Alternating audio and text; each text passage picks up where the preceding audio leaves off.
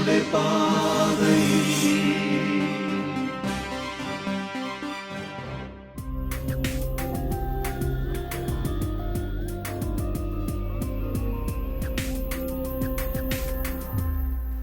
മിശിഹായ്ക്ക് സ്തുതിയായിരിക്കട്ടെ. ഇപ്പോഴും എപ്പോഴും സ്തുതിയായിരിക്കട്ടെ. ഈശോയിൽ ഏറ്റവും മിടുക്കരായ ചുണക്കുട്ടികളായ മക്കളെ വീണ്ടും ഒരു ദിവസം കൂടി നല്ല ദൈവം നമ്മളെ ഒന്നിച്ച് ചേർത്തിരിക്കുകയാണ്. 12ാം ക്ലാസ്സിലെ വിശ്വാസ പരിശീലനത്തിൻ്റെ ക്ലാസ്സുകളിലൂടെയാണ് നിങ്ങൾ കഴിഞ്ഞ 3 ആഴ്ചയായിട്ട് കടന്നു പോകുന്നത്. കഴിഞ്ഞ ക്ലാസ് 3ാമത്തെ പാഠം ബഹുമാനപ്പെട്ട ജോബി സാർ മനോഹരമായി നിങ്ങൾക്ക് പറഞ്ഞു നൽകുകയുണ്ടായി. 3ാമത്തെ പാഠത്തിൽ നിങ്ങൾ കണ്ടത് പെന്തക്കോസ്ത് സമൂഹങ്ങൾ നൽകുന്ന വെല്ലുവിളിയെക്കുറിച്ചാണ്. നമ്മൾക്കറിയാം, പല സെക്റ്റുകളെക്കുറിച്ചും സാറ് നിങ്ങളോട് പറഞ്ഞു. എന്തൊക്കെയാണ് പെന്തക്കോസ്ത് സമൂഹങ്ങൾ നമ്മൾക്ക് നൽകുന്ന വെല്ലുവിളി എന്ന് നിങ്ങൾക്ക് ചൂണ്ടിക്കാണിച്ചു തന്നു. പ്രൊട്ടസ്റ്റൻ്റ് സഭാ വിഭാഗത്തിൻ്റെ ലൂതറിൻ്റെ നേതൃത്വത്തിലുള്ള ആ ഒരു വിശ്വാസ സംഹിതയുടെ ഉദയവും അതിൽ നിന്ന് വിഭിന്നമായി പല സെക്റ്റുകളൊക്കെ നമ്മളുടെ സഭയ്ക്ക് പുറമേ രൂപപ്പെട്ടതൊക്കെ നിങ്ങൾ കാണുകയുണ്ടായി. അതാണ് നമ്മൾ 3ാമത്തെ പാഠത്തിൽ നിങ്ങൾ പഠിച്ചത്. നിങ്ങളുടെ ആ ഓർമ്മയിലേക്ക് ആ 3ാമത്തെ പാഠത്തെ സാറൊന്ന് കൊണ്ടുവരികയാണ്. പെന്തക്കോസ്ത് സമൂഹം നൽകുന്ന വെല്ലുവിളി എന്നുള്ളതായിരുന്നു ജോബി സാറ് നിങ്ങളെ പഠിപ്പിച്ച ആ പാഠം. എന്തൊക്കെ വെല്ലുവിളികളാണ് അവർ നമ്മൾക്ക് നൽകുന്നത് എന്ന് നിങ്ങൾ പഠിച്ചോ? സാറൊന്ന് ചോദിച്ചു കഴിഞ്ഞാൽ നിങ്ങൾ പറയുമോ? എന്തൊക്കെയാണ് പ്രധാനമായിട്ട് 3-4 പോയിന്റുകൾ സാറ് നിങ്ങളോട് പറഞ്ഞു തന്നു? ഒന്ന് ഓർത്തെടുക്കാൻ സാധിക്കുന്നുണ്ടോ എന്ന് നോക്കിയേ. സാറും കൂടെ കൂടാം അല്ലേ? ഒന്ന്, കൂദാശകളുടെ നിരസനം. നിങ്ങൾ ഓർക്കുന്നുണ്ടാകും സാർ ഇപ്പോൾ പറഞ്ഞു തന്നത് അല്ലേ? സോളാ സ്ക്രിപ്തൂര, ഇതായിരുന്നു ലൂതർ മുമ്പോട്ട് വെച്ച ആപ്തവാക്യം. വചനം മാത്രം മതി, കൂദാശകൾ വേണ്ട, വിശുദ്ധ പാരമ്പര്യം വേണ്ട, ഇതൊന്നും വേണ്ട എന്ന് പഠിപ്പിച്ചുകൊണ്ട് കൂദാശകളുടെ നിരസനമാണ് അവരാദ്യം മുൻപോട്ട് വെച്ചത്. രണ്ടാമതായിട്ട് പാരമ്പര്യ നിഷേധം. നമ്മൾക്കറിയാം, സഭയെ പിടിച്ചു നിർത്തുന്ന 3 നെടുംതൂണുകൾ: വിശുദ്ധ ലിഖിതം, അതുപോലെ തന്നെ വിശുദ്ധ പാരമ്പര്യം, സഭാപിതാക്കന്മാർ. അപ്പം വിശുദ്ധ പാരമ്പര്യത്തെയും നിഷേധിക്കാൻ വേണ്ടി അവർ പഠിപ്പിക്കുന്നു. 4, അബദ്ധ പ്രബോധനങ്ങൾ. ബൈബിളിനെ, വചനത്തെയൊക്കെ ദുർവ്യാഖ്യാനം ചെയ്തുകൊണ്ട് അതിനെയൊക്കെ വ്യാഖ്യാനിക്കുമ്പോൾ അവരുടേതായ അർത്ഥങ്ങൾ അതിന് കൊടുത്ത് ദുർവ്യാഖ്യാനം ചെയ്ത് അബദ്ധ പ്രബോധനങ്ങളിലേക്ക് നമ്മളെ കൊണ്ടെത്തിക്കുന്നു. 4, മതമൗലികവാദം. അതായത് ആ മതത്തിനുള്ളിൽ നിന്നുകൊണ്ട് നോക്കുമ്പോൾ നമുക്ക് നന്മ ആണെന്ന് തോന്നുമെങ്കിൽ കൂടി മറ്റ് ആൾക്കാരെയൊക്കെ സഹോദരതുല്യം കാണാതെ അവരുടെ ഒരു പ്രത്യേക ചെറിയ ലോകത്തിലേക്ക് ഒതുങ്ങി മറ്റുള്ളവരെ സഹോദരരായി സ്നേഹിക്കാതെ ഒക്കെ മതമൗലികവാദം, അവരുടെ വിശ്വാസത്തിന് മാത്രം ഊന്നൽ കൊടുത്തുകൊണ്ട് സമൂഹത്തിൽ പിളർപ്പുകൾ ഉണ്ടാക്കാൻ വേണ്ടി ശ്രമിക്കുന്നു. 4, തെറ്റായ യുഗാന്ത്യോന്മുഖത. യേശുവിൻ്റെ 2ാം വരവിനെക്കുറിച്ചുള്ള തെറ്റായ പഠനങ്ങൾ. ഇതൊക്കെയാണ് അവർ മുമ്പോട്ട് വെച്ച വെല്ലുവിളികൾ. പ്രിയ കുട്ടികളെ, പെന്തക്കോസ്ത് സമൂഹങ്ങൾ നൽകുന്ന ഉയർത്തുന്ന വെല്ലുവിളികൾ നിങ്ങൾ പഠിച്ചു. ഇനി നമ്മൾ പഠിക്കാൻ വേണ്ടി പോകുന്നത് ജീവിതത്തിൻ്റെ പ്രലോഭനങ്ങളെക്കുറിച്ചാണ്. നിങ്ങൾക്ക് പ്രലോഭനങ്ങൾ ഉണ്ടാകാറുണ്ടോ? സാറ് ചോദിച്ചാൽ ഉണ്ടാകാറുണ്ടോ? തീർച്ചയായിട്ടും ഉണ്ടാകാറുണ്ട് അല്ലേ? എനിക്കും ഉണ്ടാകാറുണ്ട്. പക്ഷേ ഓരോരുത്തർക്കും ഉണ്ടാകുന്ന പ്രലോഭനങ്ങൾ വ്യത്യസ്തമായിരിക്കാം. സാധാരണ പ്രലോഭനങ്ങളുണ്ട്, ഈ കാലഘട്ടത്തിൻ്റെതായ പ്രലോഭനങ്ങൾ ഒക്കെയുണ്ട്. നമ്മൾക്ക് എന്തൊക്കെയാണ് ജീവിതത്തിൽ നമ്മൾക്കുണ്ടാകുന്ന പ്രലോഭനങ്ങൾ നോക്കാം. അതിനു മുമ്പ് ഒരു നിമിഷം നമ്മൾക്ക് പ്രാർത്ഥിച്ച് ധ്യാനിച്ച് നമ്മൾക്കിന്നൊരു ബൈബിൾ വചനം നൽകപ്പെട്ടിരിക്കുന്നു. വിശുദ്ധ പൗലോസ് ശ്ലീഹ കൊരിന്ത്യർക്ക് എഴുതിയ 1-ാം ലേഖനം 10-ാം അധ്യായം 13-ാമത്തെ വാക്യമാണ്. അത് വായിച്ച് നമ്മൾക്ക് പാഠത്തിലേക്ക് വരാം. എല്ലാവരും ഒരു നിമിഷം കണ്ണുകളടച്ച് എണീറ്റ് നിന്ന് കരങ്ങൾ കൂപ്പാം. നിത്യം പിതാവും പുത്രനും പരിശുദ്ധാത്മാവുമായ ത്രിയേക ദൈവമേ, 3ാമത്തെ പാഠത്തിൽ ഞങ്ങൾ പെന്തക്കോസ്ത് പ്രസ്ഥാനങ്ങൾ ഉയർത്തുന്ന വെല്ലുവിളികളും അബദ്ധ പ്രബോധനങ്ങളെക്കുറിച്ചൊക്കെ പഠിക്കുകയുണ്ടായി. പരിശുദ്ധ കത്തോലിക്കാ സഭയെ സ്നേഹിക്കാനും സഭാഗാത്രത്തിലെ അംഗങ്ങളായതിൽ ഞങ്ങൾ അഭിമാനിക്കുകയും ചെയ്യുന്നു. വിശ്വാസത്തിൽ ആഴപ്പെടുവാനും അതുപോലെ തന്നെ ജീവിതത്തിൽ ഞങ്ങൾക്കുണ്ടാകുന്ന പ്രലോഭനങ്ങളെ എല്ലാം അതിജീവിച്ചുകൊണ്ട് വിശുദ്ധമായ ജീവിതം നയിക്കുവാനും ഞങ്ങൾക്ക് ഇടയാക്കണമേ. അമ്മേ മാതാവേ, സകല വിശുദ്ധരെ, സ്വർഗീയ മധ്യസ്ഥരെ, ഞങ്ങൾക്ക് വേണ്ടി പ്രാർത്ഥിക്കണമേ. ആമേൻ. പ്രിയ കുട്ടികളെ, വിശുദ്ധ പൗലോസ് ശ്ലീഹ കൊരിന്ത്യർക്ക് എഴുതിയ 1-ാം ലേഖനം 10-ാം അധ്യായം 13-ാമത്തെ തിരുവചനം നമ്മളോട് എന്താണ് പറയുന്നത് എന്ന് നമുക്ക് നോക്കാം. മനുഷ്യ സാധാരണമല്ലാത്ത ഒരു പ്രലോഭനവും നിങ്ങൾക്ക് നേരിട്ടിട്ടില്ല. ദൈവം വിശ്വസ്തനാണ്. നിങ്ങളുടെ ശക്തിക്കതീതമായ പ്രലോഭനങ്ങൾ ഉണ്ടാകാൻ അവിടുന്ന് അനുവദിക്കുകയില്ല. പ്രലോഭനങ്ങൾ ഉണ്ടാകുമ്പോൾ അവയെ അതിജീവിക്കാൻ വേണ്ട ശക്തി അവിടുന്ന് നിങ്ങൾക്ക് നൽകും. നമ്മുടെ കർത്താവായ മിശിഹായ്ക്ക് സ്തുതി. വചനം പറയുകയാണ്, പ്രലോഭനങ്ങൾ നമ്മൾക്കുണ്ടാകാം, പക്ഷേ നമ്മൾക്കതിനെ അതിജീവിക്കാനുള്ള ശക്തിയും ദൈവം നമ്മൾക്ക് നൽകുന്നു. നമ്മൾക്ക് അതിജീവിക്കാൻ സാധിക്കാത്ത പ്രലോഭനങ്ങളെ നമ്മൾക്ക് നൽകുന്നില്ല എന്നാണ് പറയുന്നത്. അപ്പോൾ പ്രലോഭനങ്ങൾ സ്വാഭാവികമാണ്. നിങ്ങൾക്കറിയാവോ, കേണൽ സാൻഡേഴ്സൺ എന്ന് നിങ്ങൾ കേട്ടിട്ടുണ്ടോ? KFC ഫ്രൈഡ് ചിക്കൻ, കെൻറ്റക്കി, നിങ്ങൾക്കെല്ലാം ഇഷ്ടമായിരിക്കും അല്ലേ? KFC കഴിച്ചിട്ടുണ്ടോ നിങ്ങൾക്കൊക്കെ ഇഷ്ടമായിരിക്കും. 1890 അദ്ദേഹം ജനിച്ചത്. അദ്ദേഹത്തിന് 65 വയസ്സുള്ളപ്പോൾ ഒരു ചെറിയ ജോലിയിൽ നിന്ന് അദ്ദേഹം റിട്ടയർഡായി. അദ്ദേഹത്തിന് റിട്ടയർമെൻറ്റിൽ കിട്ടിയ റിമ്യൂണറേഷൻ $100. ബാക്കിയുള്ള ജീവിതകാലം മുഴുവൻ ഈ $100 കൊണ്ട് ജീവിക്കണം.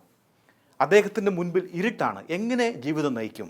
വാർദ്ധക്യ സഹജമായ അസുഖങ്ങൾ, പാർപ്പിടമില്ല, ഭക്ഷണം വേണം, രോഗത്തിന് ചികിത്സ വേണം. ഇതിനൊക്കെ പൈസ ഇല്ലാതെ അദ്ദേഹം ചിന്തിച്ചു, ജീവിതം മുൻപോട്ട് കൊണ്ടുപോകാൻ ഒരു നിവൃത്തിയുമില്ല. അതുകൊണ്ട് അദ്ദേഹം ഒരു വിൽപ്പത്രം എഴുതി വെച്ചു, ഞാൻ മരിക്കാൻ വേണ്ടി പോവുകയാണ്. $73 ഒരു അനാഥാലയത്തിന്, ബാക്കി അദ്ദേഹത്തിൻ്റെ മരണാനന്തര ചടങ്ങുകൾക്ക്. അദ്ദേഹം ഈ വിൽപ്പത്രം എഴുതി വെച്ചു. അതിനുശേഷം മരിക്കാൻ വേണ്ടി തീരുമാനിച്ചൊരു മരത്തിൻ്റെ ചുവട്ടിൽ ഒരു നിമിഷം അദ്ദേഹം ഇങ്ങനെ ആലോചനയിലിരിക്കുമ്പോൾ അദ്ദേഹത്തിൻ്റെ അടുത്തേക്കൊരു പേപ്പർ കഷണം ഇങ്ങനെ പറന്നു വന്നു. അതിങ്ങനെ എടുത്ത് അദ്ദേഹം നോക്കിയപ്പോൾ അതിൽ കണ്ടത് ഇപ്രകാരമാണ്. വിശുദ്ധ യോഹന്നാന്റെ സുവിശേഷം 11-ാമത്തെ അധ്യായം 25-ാമത്തെ തിരുവചനം. അതൊരു ബൈബിളിൻ്റെ ഒരു ചെറിയ പീസായിരുന്നു, കീറി പറഞ്ഞു പോയ ഒരു പഴയ ബൈബിളിൻ്റെ പീസായിരുന്നു. അതിങ്ങനെയായിരുന്നു, ഞാനാണ് പുനരുദ്ധാനവും ജീവനും. നിങ്ങൾക്കറിയാം ഈ സംഭവം, ഞാൻ വിശദീകരിക്കുന്നില്ല അല്ലേ? മർത്തയോട് ഈശോ പറഞ്ഞ, ലാസറിനെ ഉയർപ്പിക്കുന്ന സമയത്ത് ഈശോ പറഞ്ഞ ഏറ്റവും മനോഹരമായ ഒരു തിരുവചനമാണ്. അദ്ദേഹത്തിൻ്റെ ജീവിതത്തിൽ വലിയ മാറ്റങ്ങൾ ഉണ്ടാക്കി. അദ്ദേഹം അവിടെ നിന്ന് പോയി ആ $100 കുറേ ഇൻഗ്രീഡിയൻസ് ഒക്കെ വാങ്ങി, കുറച്ച് ചിക്കൻ വാങ്ങി, അതിനെ ഒരു പ്രത്യേക രീതിയിൽ അദ്ദേഹം ഫ്രൈ ചെയ്ത് 1-2 പേർക്ക് കൊടുത്തു. അത് പിന്നെ വലിയ ഒത്തിരി ആൾക്കാർ അത് ഇഷ്ടപ്പെട്ടു. അതിനുശേഷം അദ്ദേഹം അത് വിപുലീകരിച്ചു. അങ്ങനെ KFC എന്ന് പറയുന്ന ഏകദേശം 6000 കോടി വാർഷിക വിറ്റുവരവുള്ള വലിയ റെസ്റ്റോറൻറ്റ് ചെയിൻ അദ്ദേഹം സ്ഥാപിക്കുകയുണ്ടായി. പ്രിയകുട്ടികളെ, പ്രലോഭനങ്ങൾ ഉണ്ടാകാം. എന്തിനുമുള്ള പ്രലോഭനങ്ങളായിക്കോട്ടെ, നല്ല പ്രലോഭനങ്ങൾ ആയിക്കോട്ടെ, ചീത്ത പ്രലോഭനങ്ങളായിക്കോട്ടെ, ഈ പ്രലോഭനങ്ങളെ എങ്ങനെ നമ്മൾക്ക് മറികടക്കാൻ സാധിക്കും? അല്ലെങ്കിൽ എന്താണ് പ്രലോഭനങ്ങൾ എന്നാണ് നമ്മളിവിടെ കാണാൻ വേണ്ടി പോകുന്നത്. നിങ്ങൾക്ക് പുറകിൽ കാണാം ഒരു അമേരിക്കൻ കാർ വ്യവസായിയുടെ അദ്ദേഹത്തിൻ്റെ ചിത്രം നിങ്ങൾക്ക് പുറകിൽ കാണാം അല്ലേ? ലിയാ കോക്കോ എന്ന് പറയുന്ന ആ മനുഷ്യൻ അദ്ദേഹത്തിൻ്റെ ചെറുപ്പകാലത്ത്, ബാല്യകാലത്ത് തനിക്ക് ലഭിച്ച വിശ്വാസ പരിശീലനവും ശിക്ഷണവുമാണ് പിൽക്കാലത്ത് എല്ലാ പ്രതിസന്ധികളെയും തരണം ചെയ്യാൻ അദ്ദേഹത്തിന് സാധിച്ചത് എന്ന് അദ്ദേഹം പറയുകയാണ്. അദ്ദേഹത്തിൻ്റെ ആ ഓട്ടോബയോഗ്രഫി ഇന്ന് ലോകത്തിലുള്ള എല്ലാ ബിസിനസ് മാനേജ്മെൻറ്റ് സ്കൂളുകൾക്കും ഒരു പഠന വിഷയമാണ്. എങ്ങനെയാണ് പ്രതിസന്ധികളെ അദ്ദേഹം മറികടന്നത്? പ്രലോഭനങ്ങൾ ജീവിതത്തിലുണ്ടായപ്പോൾ എങ്ങനെയൊക്കെയാണ് അതിനെ അദ്ദേഹം മറികടന്നത് എന്ന് പറയുകയാണ്. കുട്ടികളെ, പ്രലോഭനങ്ങൾ നമ്മൾക്ക് ഉണ്ടാകാം, സ്വാഭാവികമാണ്. ബിക്കോസ് വി ആർ ഹ്യൂമൻ, നമ്മൾ മനുഷ്യരാണ്. മനുഷ്യർക്കാണ് പ്രലോഭനങ്ങൾ ഉണ്ടാകുന്നത്. ഈ പ്രലോഭനങ്ങളെ അതിജീവിക്കണമെങ്കിൽ നമ്മളൊരു യഥാർത്ഥ ക്രിസ്ത്യാനിയായിരിക്കണം. ഞാൻ നിങ്ങളോടൊരു ചോദ്യം ചോദിക്കട്ടെ, എന്താണ് യഥാർത്ഥ ക്രിസ്ത്യാനി? അതിനൊരു നിർവചനമുണ്ടോ? ഞാൻ നിങ്ങളോട് ചോദിക്കാം. ഒരു യഥാർത്ഥ ക്രിസ്ത്യാനിക്ക് പ്രലോഭനങ്ങളെ അതിജീവിക്കാൻ സാധിക്കും. അപ്പോൾ സാർ നിങ്ങളോട് ചോദിക്കുകയാണ്, എന്താണ് ഒരു യഥാർത്ഥ ക്രിസ്ത്യാനിയുടെ നിർവചനം? ആ നിർവചനം ഇപ്രകാരമാണ്: ദൈവത്തെ പിതാവായും ഈശോയെ രക്ഷകനായും പരിശുദ്ധാത്മാവിനെ മാർഗദർശിയായും അംഗീകരിച്ച് വചനവും സഭാപ്രബോധനവും അനുസരിച്ച് ജീവിക്കുന്ന മനുഷ്യനാണ് യഥാർത്ഥ ക്രിസ്ത്യാനി. നിങ്ങൾക്ക് മനസ്സിലായില്ലേ? അപ്പോൾ നിങ്ങളൊരു യഥാർത്ഥ ക്രിസ്ത്യാനിയാണോ? അല്ലെങ്കിൽ ഞാനൊരു യഥാർത്ഥ ക്രിസ്ത്യാനിയാണോ? ആണെങ്കിൽ നമ്മൾക്ക് ഈ പ്രലോഭനങ്ങളെ അതിജീവിക്കാൻ വേണ്ടി സാധിക്കും. തിന്മ ചെയ്യാനുള്ള ക്ഷണവും പ്രേരണയുമാണ് പ്രലോഭനങ്ങൾ എന്ന് പറയുന്നത് നിങ്ങൾക്കറിയാം. പ്രലോഭനത്തിൻ്റെ നിർവചനം അതാണ്. തിന്മ ചെയ്യാനുള്ള ക്ഷണവും പ്രേരണയുമാണ്. ഈ പ്രലോഭനങ്ങളെ ഒക്കെ അതിജീവിക്കാൻ പൗലോസ് കൊരിന്ത്യർക്ക് ലേഖനം 10-ാം അധ്യായം 13-ാമത്തെ തിരുവചനം പറയുന്നത് പോലെ എപ്പോഴും ദൈവം നമ്മളോട് കൂടെ ഉണ്ടായിരിക്കും. അങ്ങനെയാണെങ്കിൽ പ്രിയ കുട്ടികളെ, നമുക്ക് 1-ാമത്തെ പ്രലോഭനം നോക്കാം. എന്താണ് 1-ാമത്തെ പ്രലോഭനം? നമ്മുടെ പാഠപുസ്തകത്തിൽ പറയുന്നത് അത് ദ്രവ്യാഗ്രഹമാണ്. ധനം സമ്പാദിക്കാനുള്ള മനുഷ്യൻ്റെ അമിതമായ ആഗ്രഹത്തെയാണ് ദ്രവ്യാഗ്രഹം എന്ന് പറയുന്നത്. അതുകൊണ്ട് തന്നെ ഈ ദ്രവ്യാഗ്രഹം 1-ാം പ്രമാണത്തിൻ്റെ നഗ്നമായ ലംഘനമാകുന്നു. ധനാസക്തി വിഗ്രഹാരാധനയാകുന്നു എന്ന് ബൈബിളിൽ പറഞ്ഞിരിക്കുകയാണ്.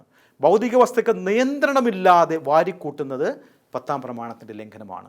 നിന്റെ ദൈവമായ കർത്താവിനെ പൂർണ്ണ ഹൃദയത്തോടും പൂർണ്ണ ആത്മാവോടും പൂർണ്ണ മനസ്സോടും കൂടി നീ ആരാധിക്കണം എന്നുള്ള ആ പ്രമാണത്തെ നമ്മൾ ധനത്തെ സ്നേഹിക്കുമ്പോൾ, നമ്മൾ ധനത്തെ അമിതമായി സ്നേഹിക്കുമ്പോൾ നമ്മൾ 1-ാം പ്രമാണം ലംഘിക്കുന്നു. ദ്രവ്യാഗ്രഹം ഒരിക്കലും ചെയ്യാൻ പാടില്ലാത്ത ഒരു പ്രലോഭനമാണ്. 2-ാമത് വ്യർത്ഥാഭിമാനമാണ്. എന്താണ് ഈ വ്യർത്ഥാഭിമാനം? തനിക്കുള്ളതിൽ കൂടുതൽ മേന്മ നമ്മൾ നടിക്കുക, അതാണ് വ്യർത്ഥാഭിമാനം എന്ന് പറയുന്നത്. അതിശയോക്തി നിറഞ്ഞ ആത്മാഭിമാനമാണ് വ്യർത്ഥാഭിമാനം. പലപ്പോഴും നമ്മൾക്കൊക്കെ സ്വാഭാവികമായിട്ടും തോന്നാം, അല്ലേ? ഐ ആം സംതിങ്, ഞാൻ സംതിങ് ആണ്, എനിക്ക് ഇന്ന കഴിവുകളുണ്ട്, ഞാൻ മറ്റുള്ളവരുടെ മുമ്പിൽ എന്നെ എല്ലാവരും ബഹുമാനിക്കണം. നിങ്ങൾക്കൊരു ഡയഗ്രാം കാണാം ഇവിടെ. ഈ ഡയഗ്രാം അബ്രഹാം മാസ്ലോ എന്ന് പറയുന്ന മനഃശാസ്ത്രജ്ഞൻ, അദ്ദേഹം ഹ്യൂമൻ നീഡ്സിനെ ഒരു പിരമിഡാക്കിയിരിക്കുകയാണ്. മനുഷ്യൻ്റെ ആവശ്യങ്ങളെ ഒരു പിരമിഡാക്കുമ്പോൾ ആ പിരമിഡിൻ്റെ രണ്ടാം സ്ഥാനത്ത് നിങ്ങൾക്ക് എസ്റ്റീം കാണാം. അത് ആത്മാഭിമാനമാണ്, എസ്റ്റീം. പക്ഷേ സെൽഫ് എസ്റ്റീം ആത്മാഭിമാനമാണെങ്കിൽ വ്യർത്ഥ അഭിമാനം എന്ന് പറഞ്ഞു കഴിഞ്ഞാൽ അത് പാടില്ലാത്തൊരു പ്രലോഭനമാണ്. മറ്റുള്ളവരുടെ മുൻപിൽ മേനി നടിക്കുക, തനിക്കുള്ളതിൽ കവിഞ്ഞ്, തനിക്ക് എന്താണോ ഉള്ളത് അതിൽ കവിഞ്ഞ് ഞാൻ അഹങ്കരിക്കുമ്പോൾ ഞാൻ വ്യർത്ഥാഭിമാനമുള്ളവനായി മാറുന്നു. നിങ്ങൾക്കിവിടെ APJ അബ്ദുൽ കലാമിൻ്റെ മനോഹരമായ ഒരു ഹിന്ദി കോട്ട് കാണാം. അതിതാണ്: വിദ്യാധാതി വിനയം, വിനയം ധാതി പത്രതാം, പത്രദ്വ ധനമാത്നോതി ധനാധർമ്മത്തഥാസ്ഥിതി. അദ്ദേഹം പറഞ്ഞിട്ടുണ്ട്, എഡ്യൂക്കേഷൻ ഗീവ്സ് യു ഹ്യൂമിലിറ്റി. വിദ്യ നിങ്ങളെ വിനയമുള്ളവരാക്കി മാറ്റണം. That humility gives you character. ആ വിനയം നിങ്ങളെ നല്ല വ്യക്തികളാക്കി മാറ്റുന്നു.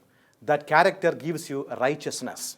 അങ്ങനെ നല്ല വ്യക്തികളായി മാറുമ്പോൾ നിങ്ങൾ സമൂഹത്തിൽ ശ്രേഷ്ഠതയുള്ളവരായി മാറുന്നു, സത്യസന്ധരായി മാറുന്നു. അത് നിങ്ങളെ നല്ല ജീവിതത്തിന് വേണ്ടി നയിക്കുന്നുവെന്ന് അദ്ദേഹം പറയുകയാണ്. അപ്പോൾ നമുക്ക് വ്യർത്ഥാഭിമാനമുള്ളവരല്ല നമ്മൾ ആകേണ്ടത്. നേരെ മറിച്ച് ആരാണോ നമ്മൾ, അതിൽ നമ്മൾ അഭിമാനം കൊള്ളുന്നവരായി മാറണം. വിദ്യാഭ്യാസം ഒക്കെ നമ്മൾക്ക് കിട്ടി നമ്മൾ വലിയ പൊസിഷനിലുള്ള എത്തുമ്പോൾ മറ്റുള്ളവരുടെ മുൻപിൽ നമ്മളുടെ ശിരസ് കുനിയുന്ന രീതിയിലുള്ള എളിമ നമ്മൾ സ്വന്തമാക്കുമ്പോഴാണ് നമ്മൾ യഥാർത്ഥ ക്രിസ്തു ശിഷ്യരായി മാറുന്നത്. ഈശോ കാണിച്ചു തന്ന വിനയവും എളിമയും നമ്മളുടെ മുഖമുദ്രയായി മാറുമ്പോഴാണ് നമ്മൾ വലിയവരായി മാറുന്നത്.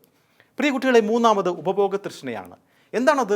എല്ലാം സ്വന്തമാക്കാനും എല്ലാം വാരിപ്പിടിക്കാനുമുള്ള മനുഷ്യൻ്റെ വ്യഗ്രതയാണ്. എല്ലാം വാരിക്കൂട്ടാനുള്ള, സ്വന്തം സുഖത്തിനും സന്തോഷത്തിനും വേണ്ടി ലൗകിക വസ്തുക്കളെ അമിതമായി വാരിക്കൂട്ടുന്നതിനെയാണ് ഉപഭോഗ തൃഷ്ണ എന്ന് പറയുന്നത്.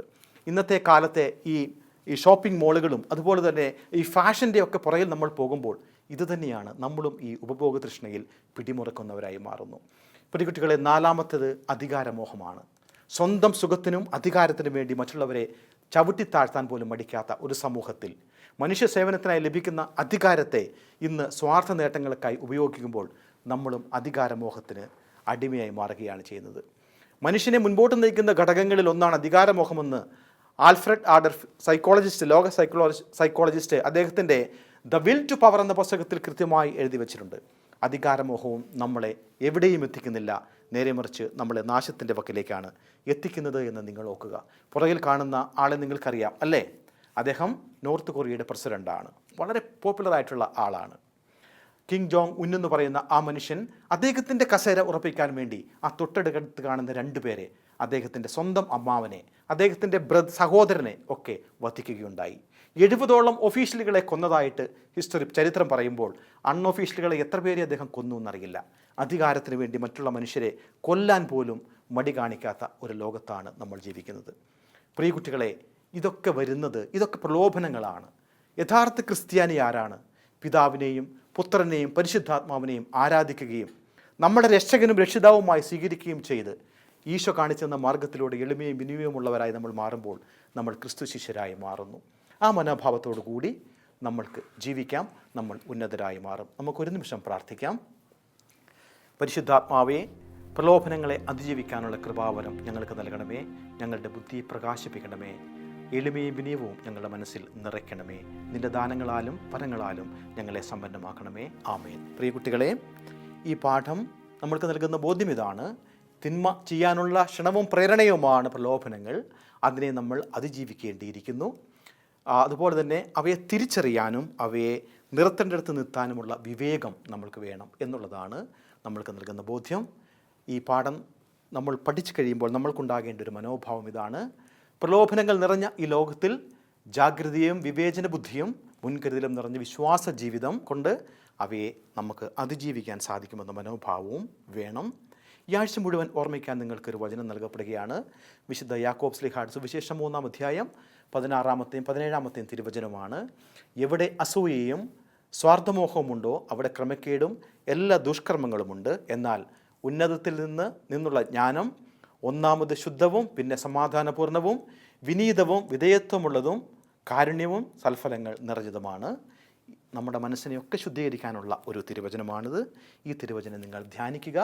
ഈ തിരുവചനങ്ങളെ നിങ്ങൾ മനഃപ്പാഠമാക്കുക.